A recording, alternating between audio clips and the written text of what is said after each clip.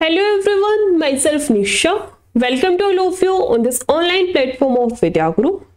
आज के क्लास में हम लोग स्टार्ट करने वाले हैं हमारे मिक्स्ड प्रैक्टिस क्वेश्चंस या फिर बोल सकते हैं मिक्स्ड प्रैक्टिस सेट, जिसके अंदर जितने भी इंपॉर्टेंट टॉपिक्स हैं यानी कि ऐसे टॉपिक्स जहां से क्वेश्चंस आने की प्रोबेबिलिटी सबसे ज्यादा होती है, उन सभी क्वेश्चंस की जो कुछ इंपॉर्टेंट टाइप्स थी वहां से कुछ पीवाईक्यू उठाए गए हैं और उन सबको मिक्स करके एक हमने प्रैक्टिस सेट जो है उसको तैयार किया है और उसका सोल्यूशन आज हम लोग करने वाले हैं।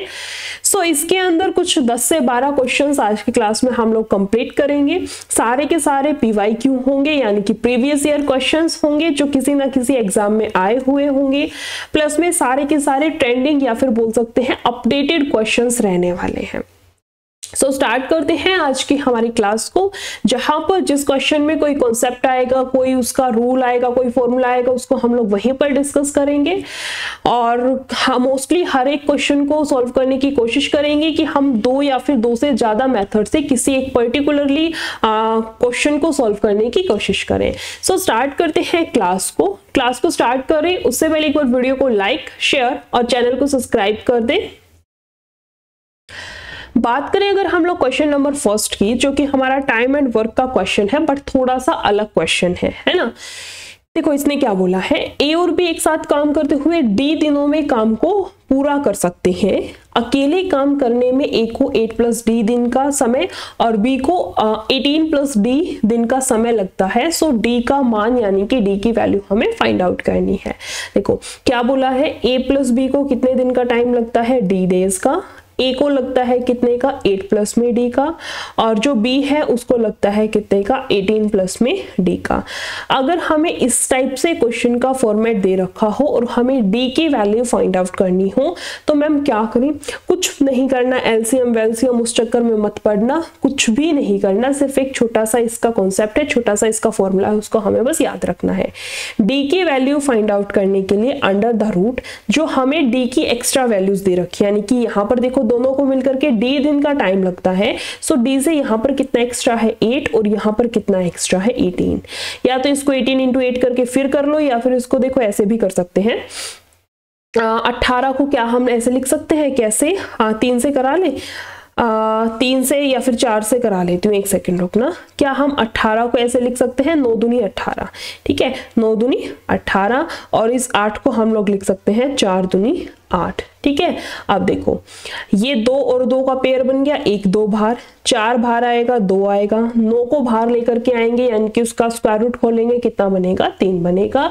यहां से कितना आएगा हमारे पास में, 4 3 12, यानी कि हमारा जो आंसर है यानी कि जो डी की वैल्यू है वो कितनी आ जाएगी, 12 डेज, है ना।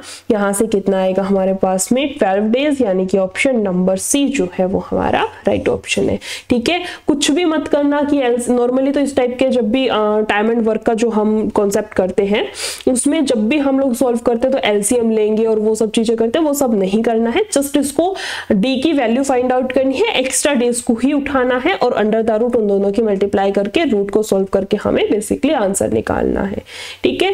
नेक्स्ट क्वेश्चन की तरफ चलते हैं, क्वेश्चन नंबर 2। ये भी टाइम एंड वर्क का ही क्वेश्चन है। इसमें देखो क्या बोला है, यदि 16 व्यक्ति एक दीवार को 15 दिन में बना सकते हैं तो 8 दिनों में इसको बनाने के लिए कितने व्यक्तियों की आवश्यकता होगी। बहुत इंपॉर्टेंट, बहुत इजी क्वेश्चन है ना, बहुत इजी क्वेश्चन है। क्वेश्चन क्या है हमारे पास में, MDH वाले फॉर्मूले पर डिपेंड है ना। M1 D1 H1 बाय में W1 बराबर होता है किसके, M2 D2 H2 बाय में W2। ये क्या है, M D H और W। M stands for man, D stands for number of days, H stands for number of hours यानी कि घंटे कितने दे रखे हैं, और W से होता है वर्क कितना है, ठीक है। जो चीज दे रखी है उसको एज इट इज नोट कर लो। जैसे इस क्वेश्चन में नंबर ऑफ मैन दे रखते हैं, व्यक्तियों की संख्या, तो वो नोट कर लेंगे। घंटे नहीं दे रखे तो घंटे छोड़ दो। जो चीज, ये 4 चीज होगी ना, M D H और W, इन चारों में से जो चीज दे रखी है उसको उतार ले, मतलब डिजिट्स को लिख ले, और जो नहीं दे रखी उसको स्किप कर दो। बेसिकली फॉर्मूला बता रही हूँ हमारे पास में यही है, इसी का यूज करके इसको हम लोग सॉल्व करेंगे। ये है पॉइंट नंबर 1। एक और इसी टाइप के क्वेश्चन में पूछा, चलो एक बार सॉल्व कर लेते हैं फिर बताती हूँ। इस साइड कितने दे रखे हैं, 16 व्यक्ति, ठीक है। कितने दिन में काम करते हैं, 15 दिन में बना सकते हैं। और उसी दीवार को, है ना, सेम काम है तो W की कोई यहाँ पर वैल्यू नहीं रहने वाली। बेसिकली 8 दिनों में बनाने के लिए कितने व्यक्तियों की आवश्यकता है, 8 से कैंसिल होगा 2 पे, 15 दूनी 30। कितने व्यक्तियों की आवश्यकता है, 30 व्यक्तियों की आवश्यकता है। सो यहाँ पर आंसर कितना हो जाएगा हमारे पास में, 30 मैन, यानी कि ऑप्शन नंबर डी जो है वो हमारा राइट ऑप्शन है, ठीक है।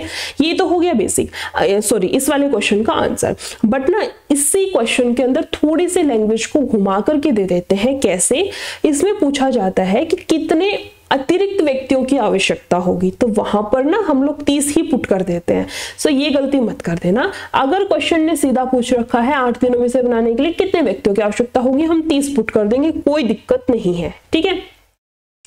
बट क्वेश्चन ने पूछ रखा है कितने एक्स्ट्रा व्यक्तियों की नीड होगी, तो फिर क्या करना पड़ेगा, 30 में से जो व्यक्ति हैं ऑलरेडी 16 व्यक्ति है ना, उसको हमें सब्ट्रैक्ट करना पड़ेगा। उस केस में हमारा जो आंसर है वो कितना आएगा, 14 आएगा, ठीक है। अगर पूछ रखा हो कितने एक्स्ट्रा की नीड है तो 14 आंसर आएगा। अगर पूछ रखा है कि कितने टोटल व्यक्ति इस काम को ऐसे कर सकते हैं तो आंसर आ जाएगा 30 आ जाएगा, ठीक है। इस वाले क्वेश्चन में बेसिकली यहां से ही थोड़ा सा लैंग्वेज घुमा करके इसी कॉन्सेप्ट से 2 बन सकते हैं, इसी क्वेश्चन से 2 क्वेश्चन बन सकते हैं, ये कहना चाह रही हूं। सो इस चीज को ध्यान रखना है, ठीक है। नेक्स्ट क्वेश्चन पर आए। क्वेश्चन नंबर 3 में देखो क्या दिया है, ये भी टाइम एंड वर्क का ही क्वेश्चन है। इसने बोला है ए बी से दुगना कुशल है और बी सी से 3 गुना कुशल है। यदि अकेले सी काम को 30 दिन में पूरा कर सकता है तो वे एक साथ मिलकर उस काम को कितने दिनों में पूरा कर सकते हैं, ठीक है। ये हो गया ए, ये हो गया बी, ये हो गया सी, ठीक है। इसने बोला है बी सी से 3 गुना कुशल है। अगर सी एक काम करता है तो उतनी देर में बी जो है वो 3 काम कर देगा, तभी तो 3 गुना कुशल हुआ ना। बी जो है वो सी से 3 गुना कुशल है। अगर सी एक काम करता है तो बी उतने टाइम में 3 काम कर देगा, बिल्कुल ठीक है। ए बी से दुगना है, जो ए है वो बी से दुगना है। बी अगर 3 है तो ए कितना हो जाएगा, इसका दुगना 6 हो जाएगा, ठीक है। तीनों की जो क्षमता है वो समझ आई। इन तीनों की हमने क्या निकाली है, क्षमता बोल लो या फिर बोल सकते हैं कैपेसिटी, ठीक है। अब देखो इसने बोला है यदि अकेले सी कोई काम 30 दिन में कर सकता है, सी जो है वो एक दिन में कितने काम करता है, एक काम करता है ना। एक दिन में कितने काम कर रहा है, एक काम कर रहा है, तो उसने 30 दिन में 30 काम किए होंगे, ठीक है। तो वे एक साथ मिलकर उस काम को कितने दिन में पूरा करेंगे। ये जो काम है 30 काम, ये किससे करवाने हैं, तीनों को मिलकर के करने हैं। 30 काम किससे मिलकर के कराना है, ए प्लस बी प्लस सी से मिलकर के हमें कराना है। ए प्लस बी प्लस सी मिलेंगे तो कितना, ए एक दिन में 6 काम करेगा, बी एक दिन में 3 काम करेगा, सी एक दिन में 1 काम करेगा। तीनों को मिला दे तो एक दिन में मिलकर के 10 काम कर रहे हैं, तो यानी कि यहां से कितना आएगा हमारे पास में 3 डेज। वो तीनों मिलकर के उस काम को कितने दिन में कंप्लीट कर देंगे, 3 डेज में कंप्लीट कर देंगे। यानी कि जो हमारा आंसर है वो कितना आएगा, option number A. Next question की तरफ चलते हैं। क्वेश्चन नंबर 4, इसमें देखो क्या दिया है। इसका क्वेश्चन क्या दे रखा है, क्वेश्चन को रीड करते हैं। देखो टाइम स्पीड एंड डिस्टेंस करके एक टॉपिक रहता है, उसका क्वेश्चन दे रखा है जिसमें चोर और पुलिस वाली कैटेगरी जिसको बोला जाता है वो है ना। एक पुलिसकर्मी 97 मीटर की दूरी से एक चोर दिखाई देता है। चोर भागने लगता है और पुलिसकर्मी उसका पीछा करता है और पुलिसकर्मी 21 मीटर पर सेकंड और चोर 23 मीटर पर सेकंड की चाल से दौड़ते हैं। चोर को पकड़ने में पुलिसकर्मी को कितना समय लगता है, ठीक है। बहुत इजी क्वेश्चन है बेसिकली ये, बट नहीं डायग्राम बनाते हैं, चोर इतना भाग गया होगा, पुलिस इतना भाग गया होगा, इतना डिस्टेंस ट्रेवल किया होगा, खुद के ही दिमाग में खिचड़ी पका करके रह जाते हैं इन सब चीजों के ब्याफ पर। कुछ भी नहीं करना है, सिंपल सा क्वेश्चन है, बिल्कुल सिंपल सा क्वेश्चन है। स्पीड दे रखी है, इसको ना हम लोग ऐसे मान सकते हैं जैसे ट्रेन का कॉन्सेप्ट रहता है। ट्रेन में क्या है, या ट्रेन भी नहीं, हम लोग कोई 2 व्हीकल ले लेते हैं, बाइक ले लो, गाड़ी ले लो, कोई भी ले लो, उनके बीच का डिस्टेंस दे रखा है और दोनों की स्पीड दे रखी है और दोनों सेम डायरेक्शन में जा रहे हैं, बस इतना सा क्वेश्चन है। कोई भी 2 व्हीकल है, उनके बीच का गैप दे रखा है यानी कि डिस्टेंस हो गया, और उन दोनों की अपनी अपनी दोनों की स्पीड दे रखी है और दोनों सेम डायरेक्शन में भाग रहे हैं, तो लगा सकते हैं ना हम लोग, टाइम निकाल सकते हैं ना। बेसिकली यही तो पूछ रखा है, चोर को पुलिस करने में कितना, चोर को पकड़ने में पुलिसकर्मी को कितना समय लगेगा, बेसिकली टाइम निकालना है। ठीक है, सो फॉर्मूला होता है time equals to distance by में स्पीड। ठीक है, टाइम हमें निकालना है। ठीक है, डिस्टेंस कितना है उन दोनों के बीच में, 97 मीटर का है। बिल्कुल ठीक है।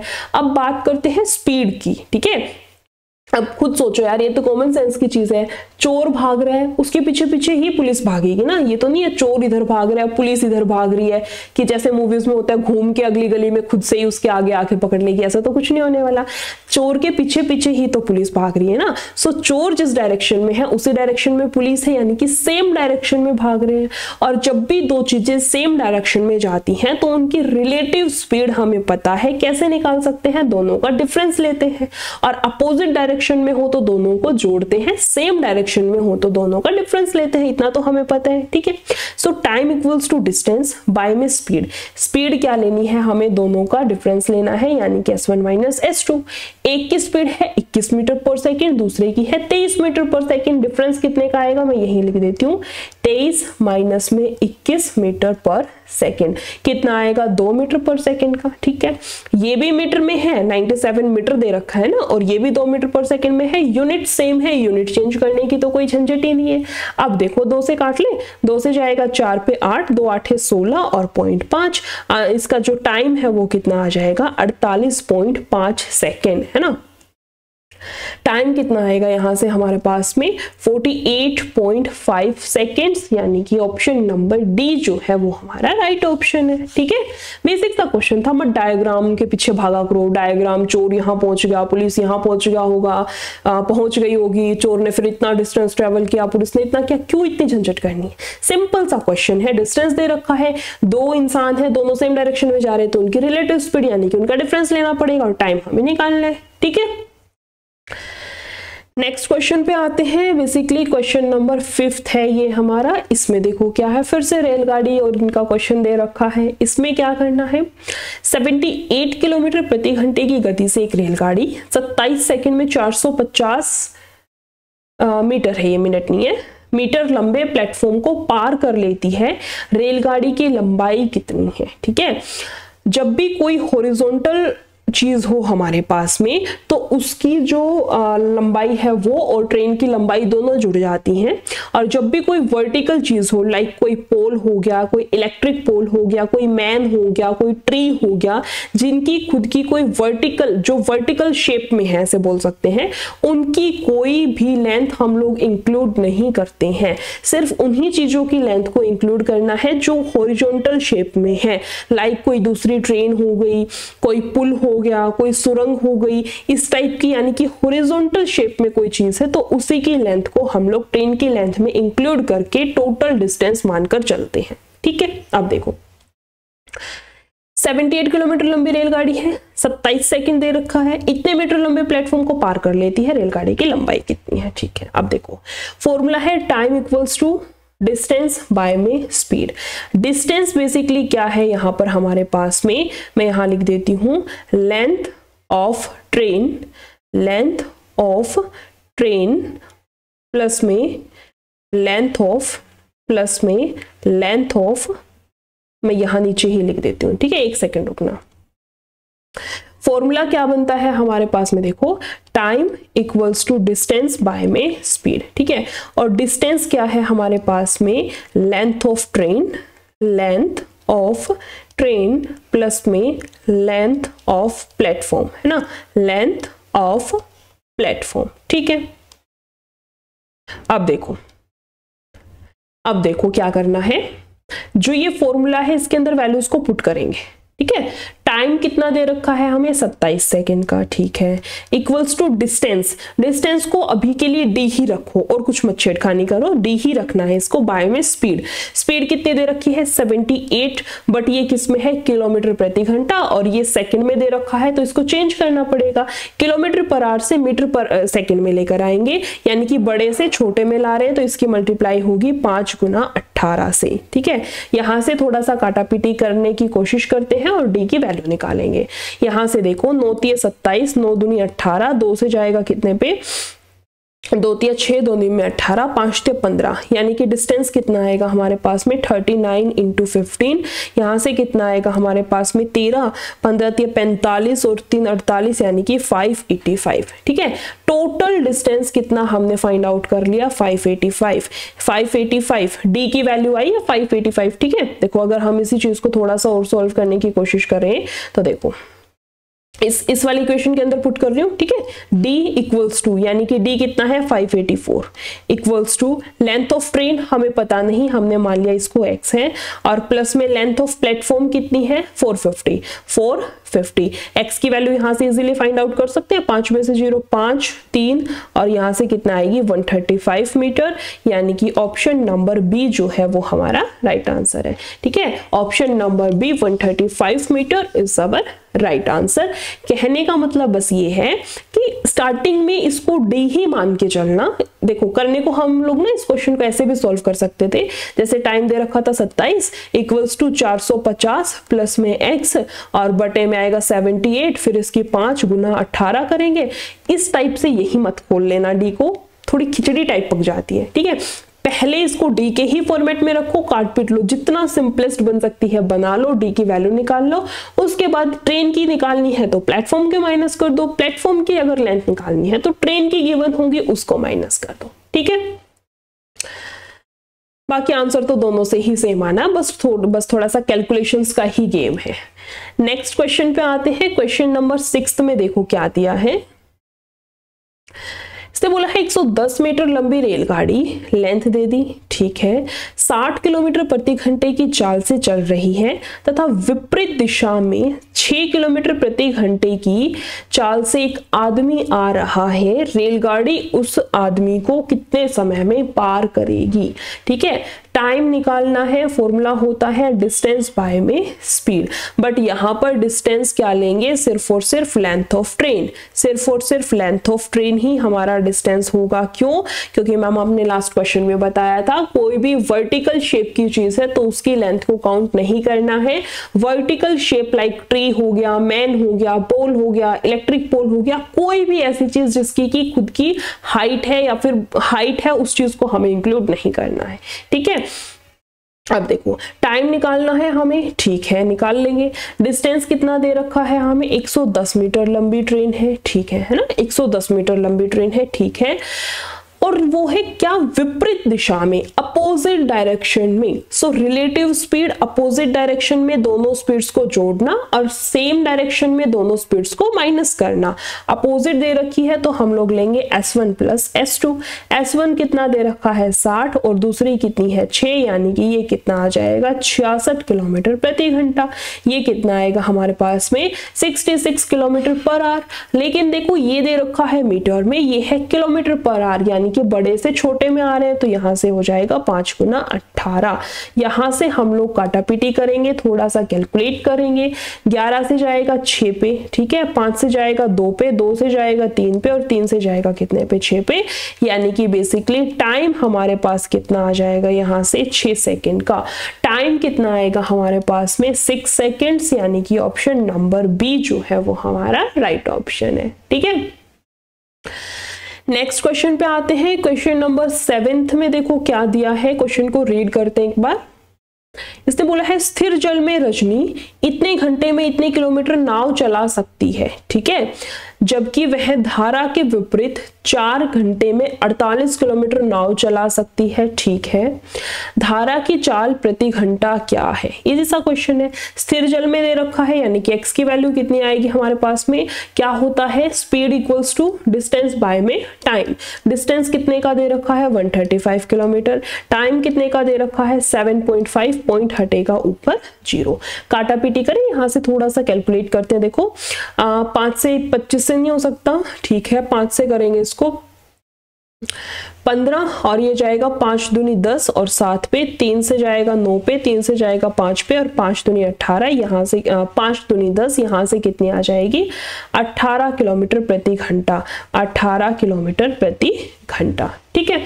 दूसरी क्या दे रखी है हमें, इसने बोला है और धारा के विपरीत डायरेक्शन यानी कि x माइनस वाई की वैल्यू कितनी दे रखी है इसने, 4 घंटे में 48 किलोमीटर, है ना। 4 घंटे यहां कर लेते हैं, देखो 4 घंटे में 48 किलोमीटर। सो डिस्टेंस बाय में टाइम यहां से कितना आएगा हमारे पास में 12 किलोमीटर प्रति घंटा, है ना। यहां से कितना आएगा 12 किलोमीटर प्रति घंटा। और x की वैल्यू कितनी है, मैं यही लिख देती हूँ दोनों को, x की वैल्यू कितनी है 18 किलोमीटर प्रति घंटा। यहां से बेसिकली y की वैल्यू हमें फाइंड आउट करनी है, कितनी आ जाएगी हमारे पास में 6 किलोमीटर प्रति घंटा। यही पूछा है ना क्वेश्चन ने कि धारा की चाल कितनी है, यहां से कितनी आ जाएगी हमारे पास में 6 kilometre per hour, 6 kilometre per hour, यानी कि ऑप्शन नंबर डी जो है वो हमारा राइट ऑप्शन है। ठीक है, नेक्स्ट क्वेश्चन पे आते हैं। क्वेश्चन नंबर 8, इसमें देखो क्या दिया है क्वेश्चन ने, जब दो रेलगाड़ियां 40 किलोमीटर प्रति घंटा और 32 किलोमीटर प्रति घंटे की चाल से विपरीत दिशा में, है ना, अपोजिट डायरेक्शन दे रखी हैं, इसमें जा रही हैं, तो तेज चलने वाली रेलगाड़ी धीमी चाल से चलने वाली रेलगाड़ी में बैठे व्यक्ति को 15 सेकंड में पार कर जाती है। तेज चलने वाली रेलगाड़ी की लंबाई कितनी है। ठीक है, बहुत अच्छा क्वेश्चन है, इंपॉर्टेंट क्वेश्चन है। देखो क्या करना है, कुछ भी नहीं करना। क्यों नहीं करना, देखो फॉर्मूला क्या होता है, time equals to distance by में स्पीड। ठीक है, अब देखो टाइम कितना दे रखा है 15 सेकेंड का, ठीक है। डिस्टेंस हमें पता नहीं, ठीक है। बाय में स्पीड किसकी है, अपोजिट डायरेक्शन दे रखी है, तो दोनों स्पीड्स को हमें ऐड करना पड़ेगा, s1 प्लस s2। ठीक है, s1 प्लस s2 यानी कि कितना आ जाएगा 40 प्लस में 32, ये आएगा हमारे पास में 72 किलोमीटर प्रति घंटा। ठीक है, time 15 second equals to distance by में स्पीड कितना आएगा 72 किलोमीटर पर आवर से मीटर पर सेकंड में करेंगे तो 5 गुना 18। यहां से काटा पीटी कर लें थोड़ी सी, यहां से देखो कितने पे जाएगा 4 पे, 5 के 20, यानी कि डी की वैल्यू कितनी आएगी 15 दूनी 30 और 300 मीटर। ठीक है, यहां से क्या आई है हमारे पास में डी की वैल्यू 300 मीटर। अब ना थोड़ा सा ध्यान से सुनना, नॉर्मली अगर हम इस फॉर्मेट में ऐसे ऐसे क्वेश्चन को सॉल्व करते हैं तो जो डी की वैल्यू हमारे पास आएगी वो क्या है, दोनों ट्रेन की लेंथ, दोनों ट्रेन की जो लेंथ होगी वो डी की वैल्यू में आती है। देखो पीछे वाले क्वेश्चन में मैंने डी से ही उसको कंसिडर किया था, चाहे लेंथ ऑफ ट्रेन प्लस में लेंथ ऑफ प्लेटफॉर्म, यहां प्लेटफॉर्म की जगह दूसरी ट्रेन है, बस इतना सा डिफरेंस है ना। बेसिकली ये जो डिस्टेंस है ये क्या है, t1 प्लस t2 है ना, t1 प्लस t2 है। इसका मतलब ये जो आंसर आया है ये तो t1 प्लस t2 आया है, और क्वेश्चन ने पूछा था कि तेज चलने वाली रेलगाड़ी की लंबाई कितनी है। अब हम कैसे निकालें, तो यही मैं बात समझाना चाह रही हूं कि इस फॉर्मेट में जब क्वेश्चन दे रखा हो कि ट्रेन के अंदर कोई व्यक्ति बैठा है और उसको क्रॉस करना है, तो उस फॉर्मेट वाले क्वेश्चन में जब भी जो हमारा डिस्टेंस का आंसर आता है वो हमेशा तेज चलने वाली ट्रेन की ही लेंथ आती है, ना कि दोनों ट्रेन की लेंथ आएगी। सो यहाँ पर ये दोनों ट्रेन की लेंथ ना होकर के ये हमारे पास तेज चलने वाली ट्रेन की लेंथ आती है, क्योंकि उसके अंदर तो व्यक्ति बैठा है ना, उस व्यक्ति को क्रॉस करने का टाइम हमें दे रखा है, ना कि एक दूसरी ट्रेन को क्रॉस करने का टाइम।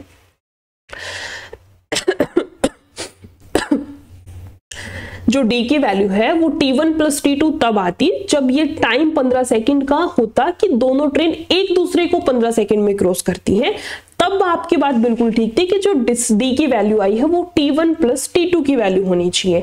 बट ये 15 सेकंड का टाइम वो नहीं दे रखा कि दोनों ट्रेन एक दूसरे को कब क्रॉस करेंगी, ये टाइम वो है जब उस ट्रेन के अंदर बैठे व्यक्ति को दूसरी ट्रेन ने क्रॉस किया है ना। सो इस वजह से जो डी की वैल्यू आई है वो फास्ट चलने वाली ट्रेन की आई है instead of t1 plus t2। ध्यान रखना इस चीज को, ठीक है। अच्छा क्वेश्चन है, मार्क कर लेना। सो आंसर कितना आ जाएगा यहां से हमारे पास में 300 metre, option number B. Next question पे आते हैं, क्वेश्चन नंबर 9। यूनिट डिजिट हमें फाइंड आउट करनी है, जिसको हिंदी में बोला जाता है इकाई का अंक। ठीक है, इकाई के अंक में हमें पता है ये इतनी बड़ी सारी डिजिट दे रखी है, हमें कोई मतलब नहीं है, सिर्फ इकाई का अंक ही उठाना है, यानी कि लास्ट की डिजिट ही उठानी है 7, और इसकी पावर कुछ दे रखी है 753। हमें पता है इतनी बड़ी पावर का हमें कोई लेना देना नहीं है, क्योंकि 7 के केस में हम लोग जो पावर है उसको 4 से डिवाइड करते हैं, और बेसिकली हमें रिमाइंडर लिखना होता है यहाँ पर, है ना। यहाँ से देखो 4 से करेंगे कितना 3, 4 8 32, 3 4 8 32, रिमाइंडर कितना बचा है 1, है ना। रिमाइंडर कितना बचा है 1, जितना रिमाइंडर है 7 की उतनी पावर डाल दो, 7 की पावर 1 यानी कि 7। आंसर कितना आएगा मेरे पास में 7, यानी कि ऑप्शन नंबर सी जो है वो हमारा राइट ऑप्शन है। ठीक है, ध्यान रखना हमेशा रिमाइंडर को नोट करना है। ठीक है, नेक्स्ट क्वेश्चन की तरफ चलते हैं। क्वेश्चन नंबर 10, इसमें देखो क्या है। इसने बोला है which of the following number is not a perfect square. ऐसा कौन सा नंबर है जो कि परफेक्ट स्क्वायर नहीं है। बहुत इजी है। कैसे, जब भी कोई नंबर परफेक्ट स्क्वायर होगा, परफेक्ट स्क्वायर के लास्ट में लिख लो परफेक्ट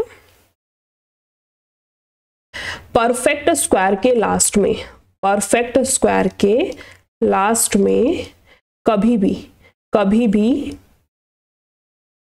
ये डिजिट नहीं होंगी। ठीक है, ये डिजिट नहीं होंगी। क्या क्या है वो डिजिट नहीं होंगी, क्या क्या डिजिट्स नहीं होंगी, 2 3 7 8 एंड अनपेयर्ड 0। ठीक है, अनपेयर्ड 0, अनपेयर्ड 0 का मतलब जैसे 3 0 हो गई, 5 0 हो गई, 1 0 हो गई, इस टाइप से नहीं होगा, पेयरिंग में होंगी, या तो 2 या 4 या 6 या 8 या 10, इस टाइप से पेयरिंग में 0 होंगी हमेशा, या फिर 2 3 7 8 लास्ट में नहीं होगा, या तो अनपेयर्ड 0 नहीं होंगी। ये कंडीशन है। यहाँ पर 4 है तो ये परफेक्ट स्क्वायर हो सकता है, 6 है तो भी हो सकता है, 1 है तो भी हो सकता है, 2 3 7 8 यहाँ पर मैम 3 दे रखा है तो ये परफेक्ट स्क्वायर नहीं होगा, है ना। सो राइट आंसर क्या बनेगा हमारे पास पे, option number A. Next question पे आते हैं। क्वेश्चन नंबर कौन सा है 11th। इसमें देखो क्या दिया है। यदि ये 11 से विभाज्य है तो सबसे छोटे प्राकृतिक संख्या n का मान ज्ञात करें। ठीक है, नंबर सिस्टम में है ना डिविजिबिलिटी रूल ऑफ 11, उसी के ऊपर कॉन्सेप्ट, उसी के कॉन्सेप्ट पर क्वेश्चन दे रखा है। क्या है, n 5 9 2 1। ठीक है, डिविजिबल बाय 11 का क्या है हमारे पास में, ओड का सम माइनस में इवन का सम। ठीक है, यहाँ पर क्या है 9 प्लस में n प्लस में 1, तीनों को जोड़ेंगे कितना आएगा, 9 1 10 प्लस में n 10 प्लस में n। इसमें से माइनस करना है क्या, जो इवन डिजिट पर था 5 और 2 7। इनका जो आंसर है या तो 0 आएगा या फिर 11 आना चाहिए, तभी 11 के डिविजिबिलिटी का रूल जो है वो फॉलो होगा, है ना।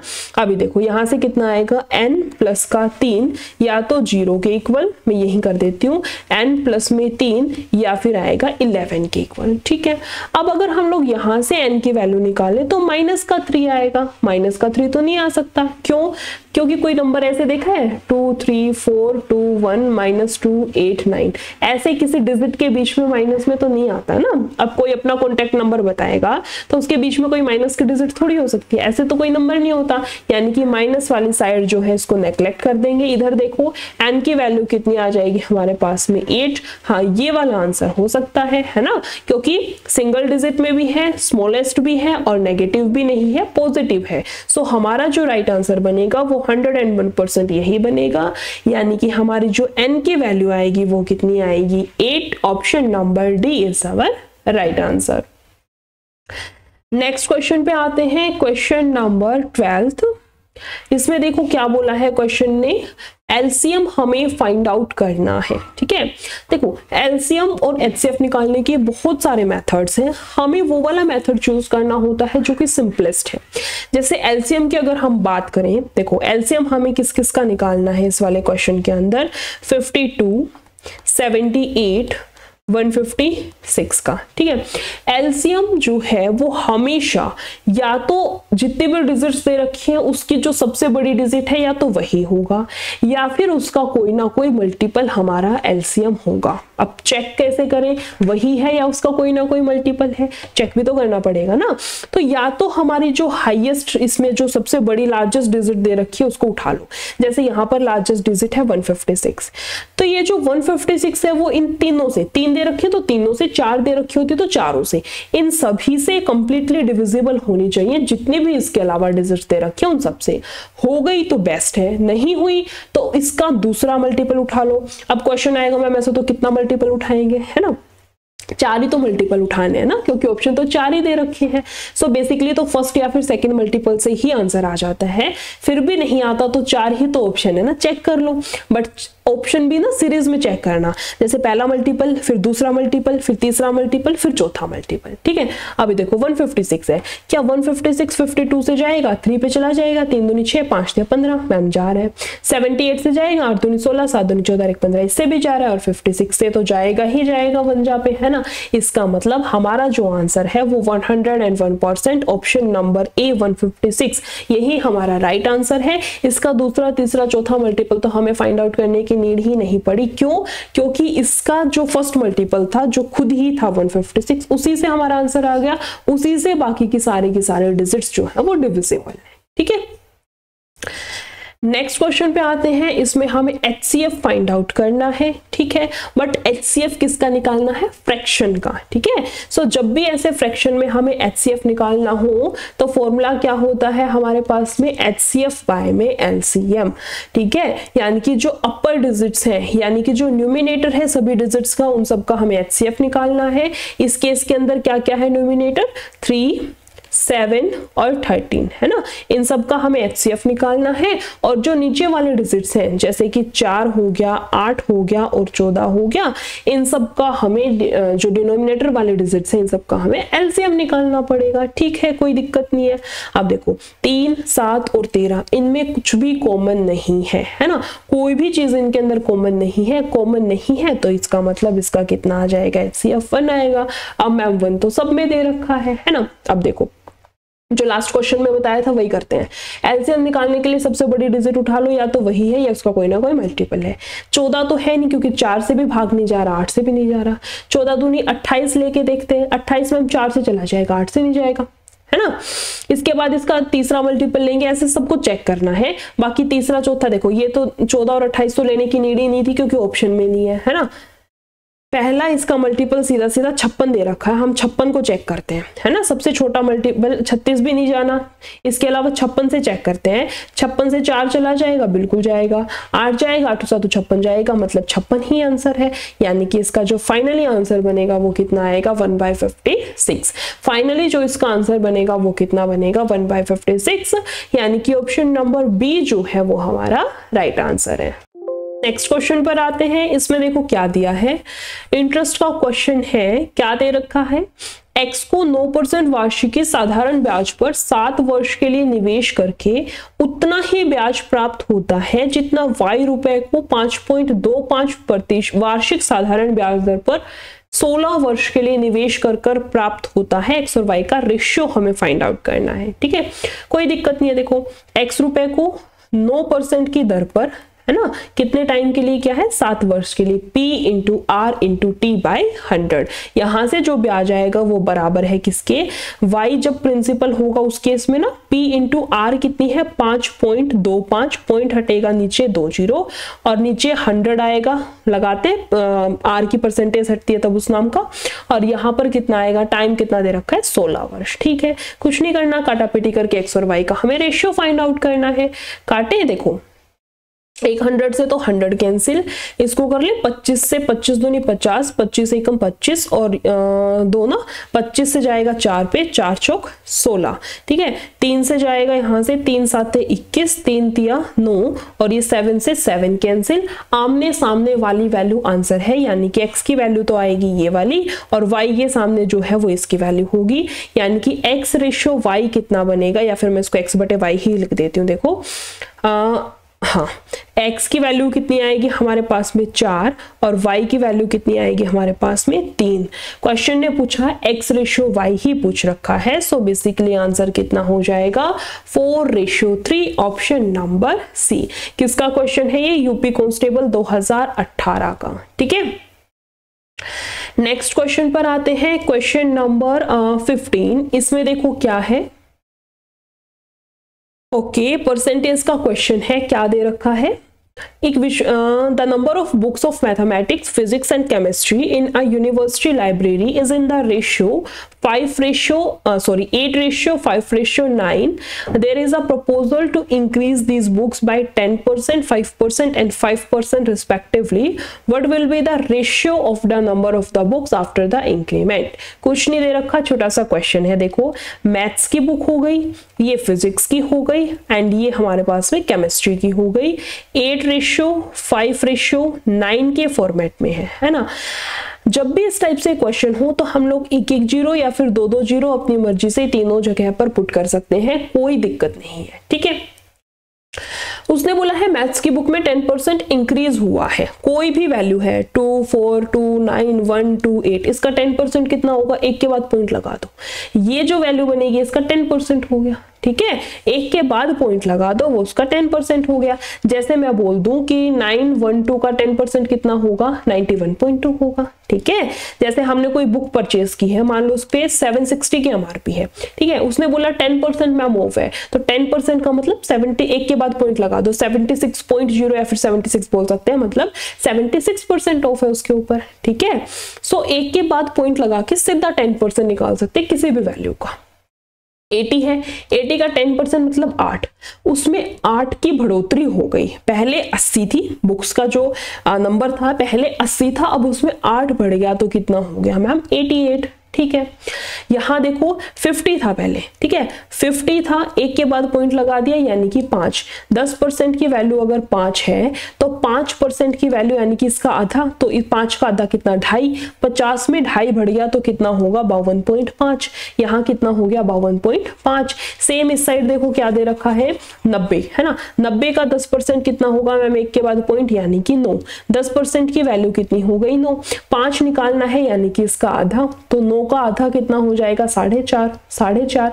90 की पहली थी, अब कितनी हो गई हमारे पास में, 4.5 उसमें बढ़ गया यानी कि कितना, हाँ 4.5 उसमें बढ़ गया यानी कि अब कितना हो गया, 94.5 हो गया, ठीक है। लेकिन जो रेशियो है वो तो मैम प्रॉपर डिजिट्स में दे रखा है, उसमें तो कोई पॉइंट नाम की चीज ही नहीं है।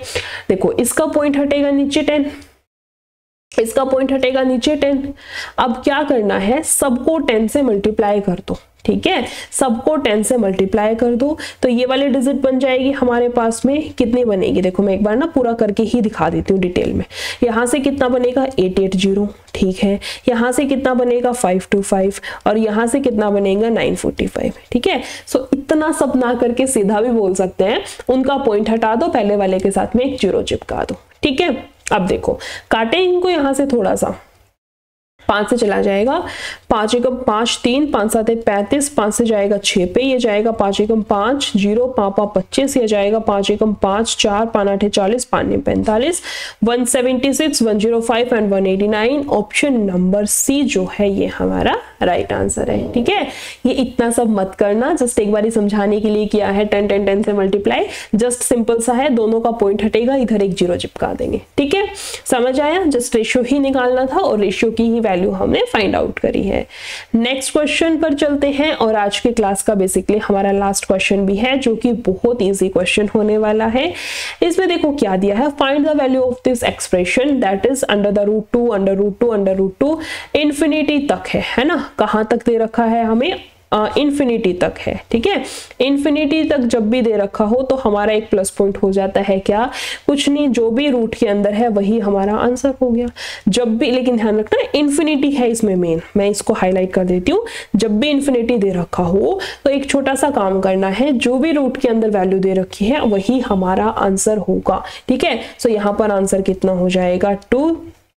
वो दूसरी टाइप होती है, ठीक है, उसमें इंफिनिटी नहीं होता, उसमें फिर ना फिक्स रहता है जब पावर चढ़ाते हैं, जैसे 2 2 2 2 कितनी बार है तो 2 की पावर, वो पावर वाला जो रहता है कॉन्सेप्ट, वो जब इंफिनिटी ना हो तब करना है। पर जब इंफिनिटी है तो हम लोग क्या करेंगे, जो भी रूट के अंदर चीज है, मान लो ये क्वेश्चन ऐसे होता, √5, ठीक है, एंड √5 अप टू इंफिनिटी, तो आंसर 5 आ जाता। मतलब रूट के अंदर बेसिकली जो चीज है वही हमारा आंसर बनेगा। सो इस वजह से यहाँ हमारा राइट आंसर क्या बनेगा, ऑप्शन नंबर बी, ठीक है। इतने ही क्वेश्चंस थे आज की क्लास में। बेसिकली आज हमने एक मिक्स प्रैक्टिस सेट को कंप्लीट किया है, जिसके अंदर बहुत अच्छे क्वेश्चंस थे, बहुत प्यारे प्यारे कॉन्सेप्ट्स का हमने यूज किया है। आई होप जितने भी क्वेश्चंस कराए हैं, जितने भी कॉन्सेप्ट्स बताए हैं, सारी की सारी ट्रिक्स आप सभी लोगों को समझ आई होंगी। अगर क्लास अच्छी लगी हो तो वीडियो को लाइक, शेयर और चैनल को सब्सक्राइब कर दें। Thank you.